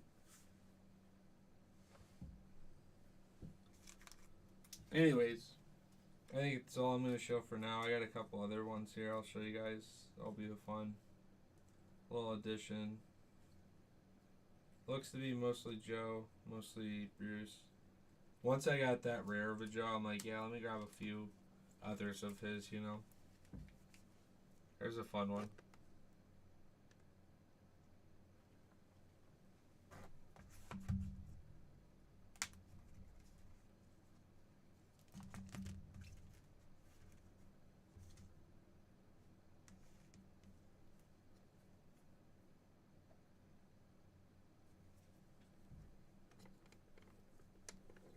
Look at that, huh? Alright, man. We got a fucking pay-per-view to do. Did I just be Poetan? Oh my. Fucking John. Always has like the craziest burst out moments where he's just yelling.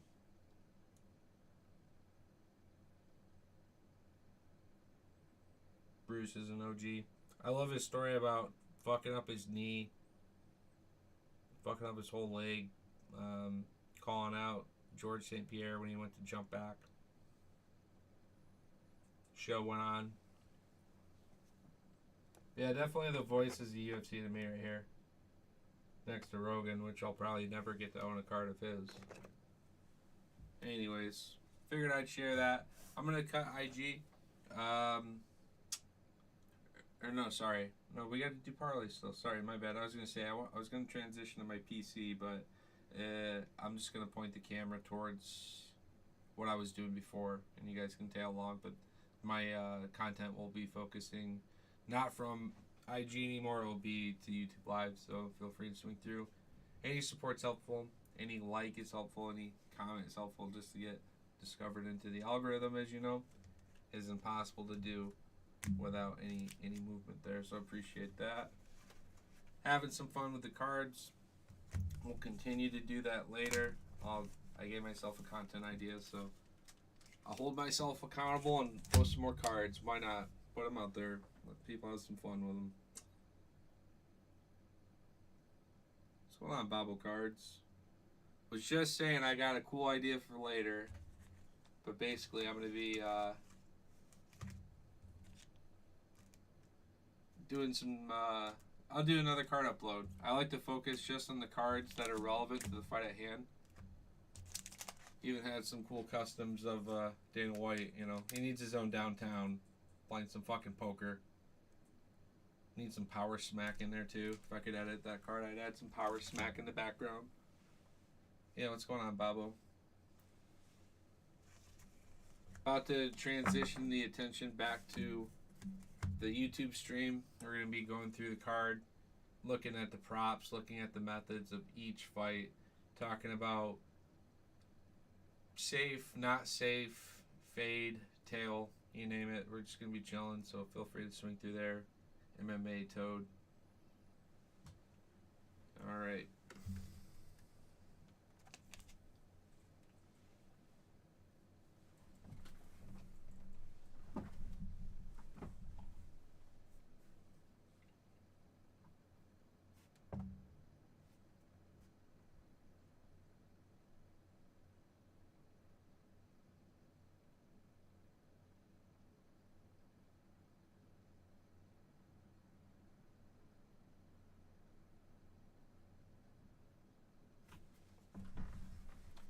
So what I'm actually going to do is I'm going to kill the IG stream so I can restart, and that way I don't have to do any kind of like time stamping. This was just me fucking off stream, hanging out, chilling, talking. The next one I'm going to be firing up here in just a moment is going to be more focused on the fights, bets, props, payouts, things that people probably want to know if they're still looking to wager last second. The movement's always nice. You get to see the weight cuts. Gonna probably throw up the ceremonial. Listen to a couple streams before I go to bed, so I'm gonna be just going over parlays, come up with something kind of initially quick, and then I'll definitely have something I'll post before the fights in addition to. But I'm definitely gonna come up with something on my own, and then listen to some other takes and perspectives, and be like, yeah, I bet, or okay, I like the idea of this, but because you put the fight in this perspective, now I'm thinking X prop on distance, right? Things like that. So, generally seems to be a pretty good thing, especially if you're doing big, long parlays. You gotta be kind of methodical in that sense, right? Yeah. Gonna cut this one. We'll be right back. Thanks for hanging out, Bobble Cards. I see you in the end there. Tail MVP, thanks for hanging out. Average Better, Chatty. Tail Stacks. Jake, Boxing Art. Don't Tap Podcasts. I've seen them a little bit more. Nuke, very active. Swerving Bulls. Big shout out to special appearance. Jared Lennon, BKFC fighter. Has a second fight coming up here soon. Win UFC picks. Juan Bettis. What's going on? Much love. Give some waves here. Sorry, I'm like moving you guys all around as I do that. But yeah, we'll fire up here again in a moment. Like I said, going to be focusing on bets, parlays, props. Had kind of a fun dink off stream real quick with cards. Alright, much love, y'all. Peace.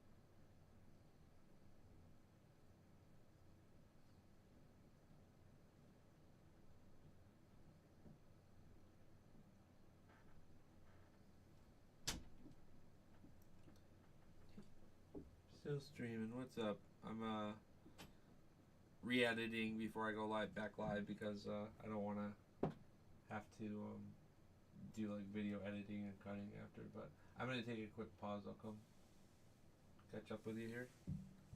Just making a post real quick.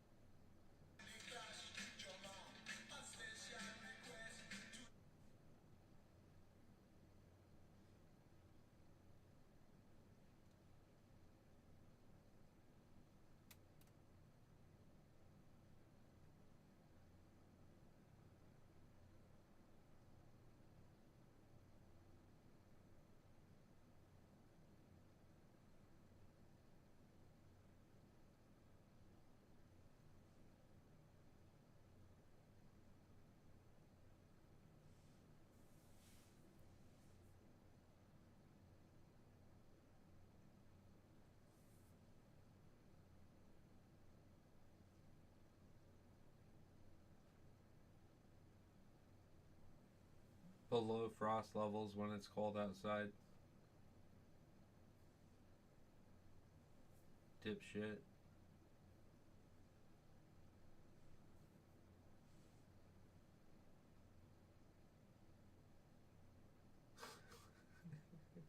People are so fucking dumb. I just love calling them as it is. You do know that frogs live outside. Yeah, below frost levels when it's cold outside, dipshit. Or else they die. Man, people are fucking stupid as fuck. Uh-huh.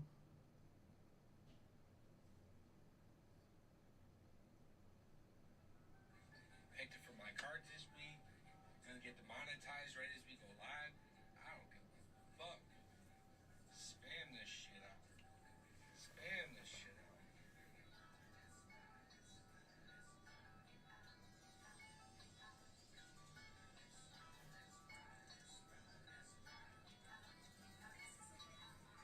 Yeah. First so fucking hilarious. I love how I'm just spamming YouTube Live. I'm gonna come back. We're gonna do a refire, and I'm gonna do a focused up like parlay prop. I'm gonna build a graphic here on the stream as we make it and talk about it. Be a little bit more. I'm just fucking off right now. This is kind of what I used to do on Twitch. Is I just kind of like a shitty vlog, you know. I just kind of fuck off.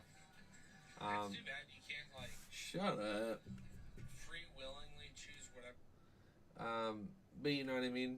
I want to eventually transition, do some gaming. Cannot wait for UFC 6. It will fit perfect. Do some cards, play some viewers, UFC 6, do some tournaments, stuff like that.